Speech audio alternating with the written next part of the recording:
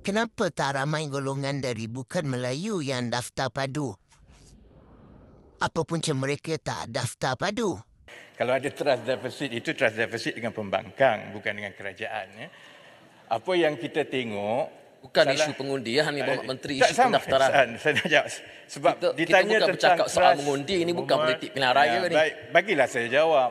Bila Pasimas cuba untuk mempolitikkan isu ini, maka bolehlah dijawab. Apa yang cuba disebut oleh Pasimas, seolah-olah pendaftaran dan kemaskini oleh bukan Melayu yang rendah itu melambangkan ada ketidakpercayaan kepada kerajaan.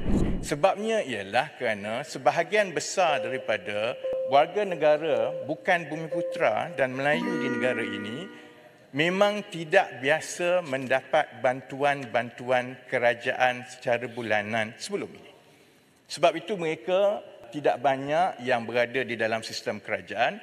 Mereka juga banyak yang merasakan mereka berada dalam golongan M40 ke atas. Maka mereka tidak layak apa-apa bantuan. Itu sebab dia, bukan sebab trust deficit. Sebab itu kita cuba meyakinkan kepada kumpulan penduduk bukan Melayu bahawa di kalangan mereka pun sebenarnya ada yang berisiko keciciran. Yang M40 di dalam penduduk dan warga negara bukan Bumiputera itu sebenarnya bukan semua kaya. Ada yang layak mendapat bantuan dan bahayanya jika mereka tidak mendaftar di dalam padu oleh kerana mereka memang tidak pernah mendapat bantuan sebelum ini. Baik di dalam STR, baik di dalam IKASIR, maka kalau mereka tidak mendaftar, mereka akan tercicir. Kalau ikut logik pembangkang, kalau dikata oleh kerana pendaftaran bukan Melayu itu rendah, maka ada trust deficit dengan kerajaan oleh bukan Melayu. Bagaimana pula bila pendaftaran paling tinggi ialah di negeri-negeri pembangkang?